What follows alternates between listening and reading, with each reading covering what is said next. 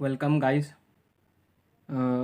Part one में हमने देखा था कि basic introduction to C language, उसके अंदर comment lines, pre processor directives and C tokens, उसके बाद एक सिंपल प्रोग्राम देखा था। अब ये पार्ट टू का वीडियो है।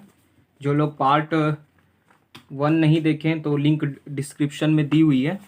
तो पार्ट टू के इस वीडियो में हम देखेंगे basic introduction to C language में डेटा टाइप्स, जो कि एक इम्पॉर्टेंट इसका बेसिक्स भी है और इसको जानना बहुत ज़रूरी कि डेटा टाइप्स जो है वो सी लैंग्वेज में क्या होता है। तो सी टोकन्स के बाद ये एक जो समझने के लिए सी लैंग्वेज में ये एक और इम्पॉर्टेंट कंपोनेंट है। तो डेटा टाइप्स हम समझेंगे कि एक डेफिनेशंस मैंने लिखी यहाँ कि these are the keywords that are use to assign a type to the variable based on the type of the data storage in it. तो डेटा टाइप्स एक्चुअल में होते क्या है कि ये भी एक प्रकार से कीवर्ड होते हैं, लेकिन ये वेरिएबल असाइन करते हैं। जैसे हमें कोई वेरिएबल किसी प्रोग्राम में असाइन करनी है, जैसे कि नंबर है 1 2 3, तो इसके लिए हम एक डेटा स्पेसिफिक डेटा जो कि यूज़ करेंगे वो होता है जैसे इंट।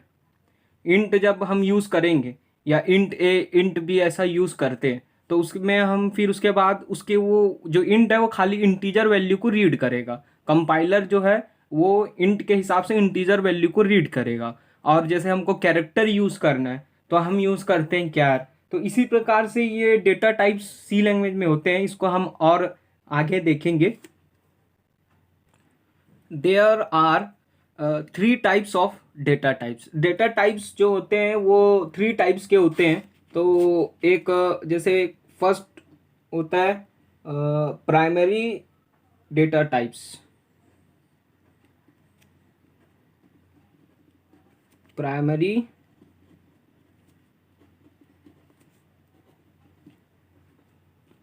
Data types. सेकेंड होता है ड्राइव्ड डेटा टाइप।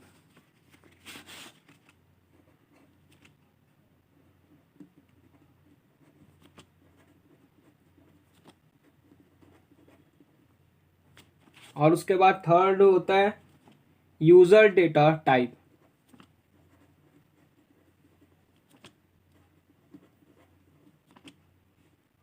तो ये 3 टाइप्स के डेटा टाइप होते हैं। तो हम देखते हैं कि ड्राइव डेटा टाइप में क्या क्या कंपोनेंट्स आते हैं। इसके अंदर जो ड्राइव डेटा टाइप होते हैं उसमें होते हैं कि अरे और रिफरेंसेस एंड पॉइंटर्स। ये एक बहुत इम्पॉर्टेंट चीज़ें हैं तीनों।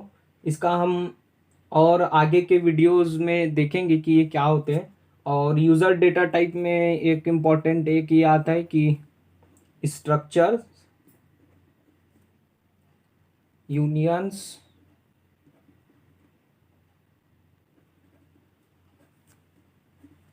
तो ये सब इसमें होते हैं। आज हम देखेंगे कि प्राइमरी डेटा टाइप्स जिनको प्रिमिटिव डेटा टाइप्स भी कहा जाता है और बिल्ट इन डेटा टाइप्स भी कहा जाता है।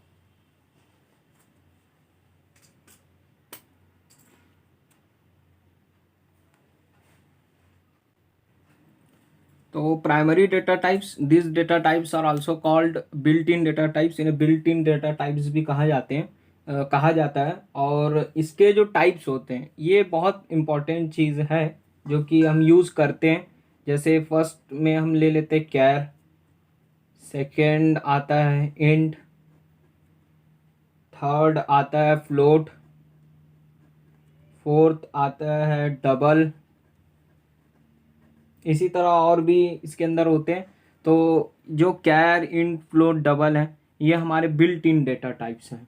तो किसी भी प्रोग्राम में जब हमको किसी इंटीजर का यूज़ करना रहेगा तो हम उसको सबसे फर्स्ट में पहले हमको डिफाइंड करनी पड़ती है वैल्यू कि ये इंट है, कैर है, फ्लोट है। इसी तरह अगर हम किसी वैल्यू को इंट से डिफाइंड करते हैं तो फिर उसके बाद जब उसको हम आगे के प्रोग्राम में यूज़ करते हैं तो कंपाइलर उसको इंटीजर की तरह कंपाइल करेगा। और इनकी हर एक एक की साइज जो है वो अलग अलग होती है।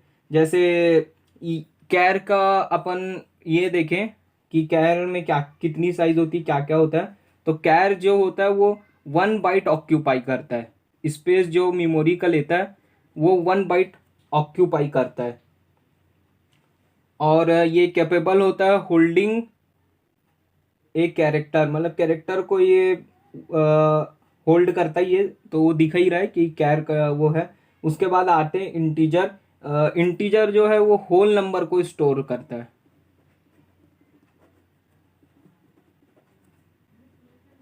होल नंबर को स्टोर करता है। और ये जो इसकी मेमोरी ऑक्यूपाई करता है वो होता है 2 बाइट।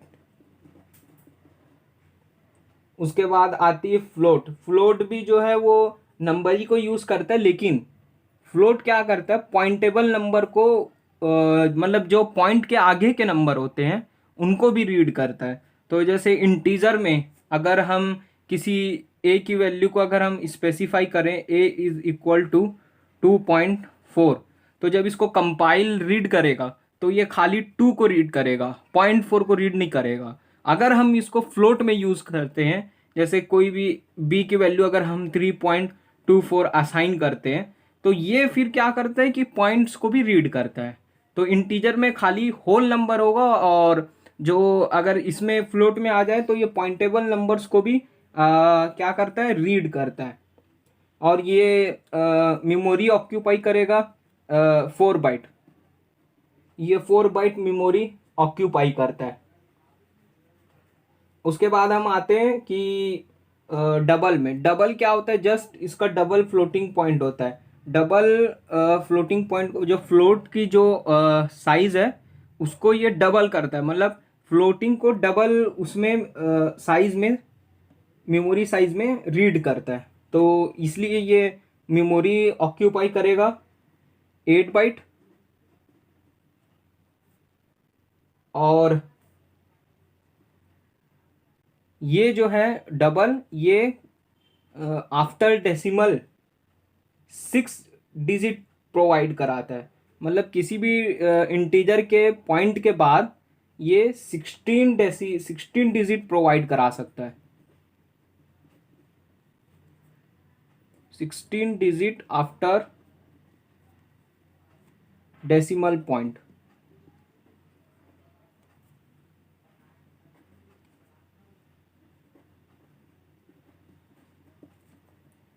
तो ये 16 डिजिट डेसिमल पॉइंट के बाद डिजिट प्रोवाइड कराता है। तो ये सब होते हैं डेटा टाइप्स। तो अब हम एक छोटा सा प्रोग्राम देखेंगे। अब हम देखेंगे कि addition of two number in C program, एक छोटा सा प्रोग्राम जिसमें आप इंटीजर, कैरेक्टर, फ्लोट जो है इसका मतलब समझ जाएंगे कि ये यूज़ कैसे होता है। तो एडिशन ऑफ टू नंबर में, जैसे कि आपको मैं पार्ट 1 में बता चुका हूँ कि कोई भी प्रोग्राम चालू करने से पहले हम सबसे पहले हेडर फाइल का यूज़ करते हैं, इंक्लूड stdio.h। फिर उसके बाद मेन का यूज़ करते हैं, वाइड मेन। उसके बाद करली ब्रैकेट कंपलसरी है, इन्हीं के बीच में अब जो मेन बॉडी है प्रोग्राम की वो लिखी जाएगी। तो हमको एडिशन ऑफ टू नंबर करना है। तो सबसे पहले हम इंटीजर को क्या डिक्लेयर करेंगे कि है क्या। तो देखिए, इसीलिए सबसे पहले मैं ले रहा हूँ इंट ABC। अब मैंने यहाँ डिक्लेयर किया कि ABC जो है वो इंटीजर है। अब उसके बाद हम जो एंड यूज़र है, मतलब जो जिसके लिए हम प्रोग्राम बना रहे हैं, वो अब वहाँ नंबर देगा कि ए का ये नंबर है, बी का ये नंबर है, तो इसका एडिशन क्या होगा। तो उसके लिए हम यहाँ लिखेंगे, अब ये इसका इस्तेमाल होगा किसका, प्रिंट एफ का। प्रिंट एफ लिखने के बाद ब्रैकेट लगाते, उसके बाद डबल डॉट लगाते। उसके बाद क्या लिखेंगे, एंड यूज़र के लिए हम लिखेंगे एंटर ए नंबर या एंटर ए वैल्यू या number of A and B. हमेशा कॉमा के साथ आप लाइंस को ख़त्म करेंगे, वरना आपको कंपाइलर एरर बता देगा। किसी भी स्टेटमेंट के कंप्लीटेशन के बाद आप कंपल्सरी है कि आप कॉमा को यूज़ करें, सिवाय लूप वगैरह को छोड़कर। तो अगर आप कॉमा वगैरह भूल जाते हैं या कोई भी चीज़ इसमें भूल जाते हैं तो कंपाइलर आपको ऑटोमेटिक शो कर देगा। इसको हम कंप्यूटर में भी करेंगे, मैं उसको आपको आगे बताऊंगा। तो आप पहले इसको देख लीजिए कि ये आप समझ लें कि ये है क्या। तो प्रिंट एफ एंड यूज़र के लिए हमने लिखा ए एंड बी। अब जो एंड यूज़र है, जो स्क्रीन के सामने बैठा है, वो अब नंबर टाइप करेगा कि ए के लिए 10 या बी के लिए 5। तो अब ये सी लैंग्वेज या कंपाइलर को पता कैसे चलेगा कि ये जो नंबर यूज़ किया इसकी वैल्यू ये है, जो दूसरा नंबर उसने टाइप किया है कि उसकी वैल्यू जो है वो बी है। तो इसके लिए हम क्या यूज़ करते हैं, एक और कीवर्ड का यूज़ होता है, ये होता है स्कैन एफ। ये बहुत इंपॉर्टेंट चीज़ है कि वैल्यू को डिक्लेयर करता है। तो स्कैन एफ। तो जो इंटीजर है, इंटीजर के लिए हम क्या यूज़ करते हैं, %d। फ्लोट के लिए %f। मतलब जो उसने नंबर टाइप किया है उसकी ये वैल्यू है।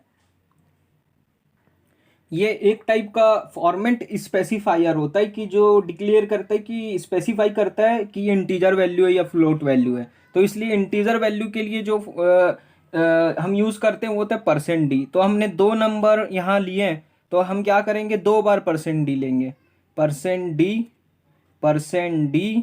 अब इसको आपको डबल कॉमा में कंपलसरी, डबल कोट्स में कंपलसरी रखना है, उसको क्लोज करना है। उसके बाद आप यहाँ कॉमा लगाएंगे। अब ये तो तय हो गया कि %d दो इंटीजर वैल्यू टाइप हुई है। अब कैसे पता लगाना है कि कौन सी जो वैल्यू है इसके अंदर ए और बी की है। इसके लिए हम क्या यूज़ करते हैं, कॉमा के बाद %m का यूज़ करते हैं, उसके बाद ए, और उसके बाद फिर %m का यूज़ करेंगे, उसके बाद बी। ये यहाँ ख़त्म हो जाता है और इसको हम फिर इसी तरह क्लोज कर देते हैं। तो अब आप समझ गए होंगे कि एंड यूज़र को हमने बोला कि ए और बी की वैल्यू आप एंटर करिए, तो उसके बाद इसको कंपाइलर स्कैन करेगा कि हाँ ये दोनों इंटीजर वैल्यू है, और जो %d फर्स्ट है उसका जो वो किसकी वैल्यू है, ए की वैल्यू है, और जो %d है वो किसकी वैल्यू है, बी की वैल्यू है। उसके बाद हम यहाँ सिंपल एडिशन के का प्रोग्राम करेंगे। तो हम यहाँ एक और लिया था सी। सी क्या है हमारा, एम्प्टी स्पेस है। तो उसको हम खाली प्रिंटर में फर्स्ट में इसको ले लेंगे सी को, ताकि ये मालूम हो सके हाँ कि ये इंटीजर वैल्यू है, इसको स्कैन कराने की ज़रूरत नहीं है। तो हम यहाँ क्या करेंगे, अब सी, क्योंकि फ्री स्पेस है, अब परफॉर्म क्या करना है, एडिशन ऑफ 2 नंबर। तो यहाँ 2 नंबर जो एंड यूज़र ने दिया है, तो उसको हम क्या करेंगे, C is equal to A plus B. उसके बाद ये हम इसको एंड कर देंगे। इसके बाद ये कैलकुलेट हो जाएगा। अब इसको फिर आंसर हमको प्रिंट कराना है, तो फिर हम स्टेटमेंट का यूज़ करेंगे प्रिंट एफ के साथ। उसके बाद स्टेटमेंट हम क्या लिखेंगे, द एड या addition of A and B is equal to %d। इसको हम ऐसा क्लोज कर लेंगे। तो ये इज इक्वल टू के बाद हमने %d इसलिए यूज़ किया ताकि ये पता चले कि इंटीजर वैल्यू है। अब ये किसकी इंटीजर वैल्यू है, तो हम यहाँ कॉमा के बाद यहाँ लिख देंगे सी। अब इसी तरीके से आपका ब्रैकेट क्लोज हो जाएगा, तो आपका फाइनल वैल्यू आ जाएगा। इसको हम यहाँ कर देंगे ब्रैकेट क्लोज। तो ये आपका एक एडिशन ऑफ 2 नंबर के लिए एक सिंपल प्रोग्राम ये आपका कंप्लीट हो जाएगा। इसको अब हम कंप्यूटर में देखेंगे, टर्बो सी प्लस में, विंडोज़ 7 के लिए या विंडोज़ के लिए जो होता है टर्बो सी प्लस होता है। तो हम उसके अंदर इसको कंपाइल करके मैं आपको दिखाऊंगा कि ये कैसा दिखने में कैसा दिखेगा। तो आप आगे देखिए। अब हम देखेंगे कि जो मैं प्रोग्राम लिखा था एडिशन ऑफ 2 नंबर, उसको टर्बो सी प्लस प्लस में कैसे एंटर करेंगे। तो सबसे पहले आप Turbo C plus plus download करिए और उसको ओपन करिए। मैं पहले से ही फाइल ये सेव रखा हूँ, मैंने सेम यहाँ लिख लिया हूँ। अब आप इसको कंपाइल कर दीजिए अल्ट F9 के बाद। देखिए कोई एरर्स नहीं बता रहा है, और आप इसको प्रेस एंटर कर दीजिए। कंपाइल होने के बाद ये कोई एरर्स नहीं बता रहा। अब इसको आप रन करेंगे, ऊपर में रन का ऑप्शन दिया है ऊपर के पूरे मेन्यू में। तो हम यहाँ से इसको जाकर ऊपर से रन करेंगे, कंट्रोल F9 भी आप यूज़ कर सकते हैं। तो जैसे ही आप रन करेंगे तो ये ऊपर में पूछ रहा है enter the number A and B। तो मैंने एक नंबर 5 दिया और एक नंबर 10 दिया। देखिए the add of A and B is 15। इसी तरह अब यहाँ हमने गेट CH यूज़ किया था, इसको क्यों यूज़ किया था तो देखेंगे कि जब हम गेट CH हटाते हैं और इसको रन करते हैं तो यहाँ फिर से पूछा the number of A and B। तो आप यहाँ जैसे मैं 4 और 7 दो नंबर एंटर किया, लेकिन ये आंसर नहीं बताएगा। जो आपकी रन स्क्रीन है वो चली जाएगी। जब आप इसको दोबारा रन करेंगे तब ये प्रीवियस का जो आंसर है वो यहाँ शो करेगा the add of A and B। इसलिए गाइस हम गेट CH का यूज़ करते हैं क्योंकि वो रन स्क्रीन को, रन कंसोल को होल्ड करके रखती है। So thank you for watching this video guys. और भी हम सी लैंग्वेज के ऊपर वीडियोस लाएंगे और कमर्शियल कैलकुलेटर जैसे प्रोग्राम की लिंक डिस्क्रिप्शन में दी हुई है। Thank you. Subscribe, like and share. Thank you.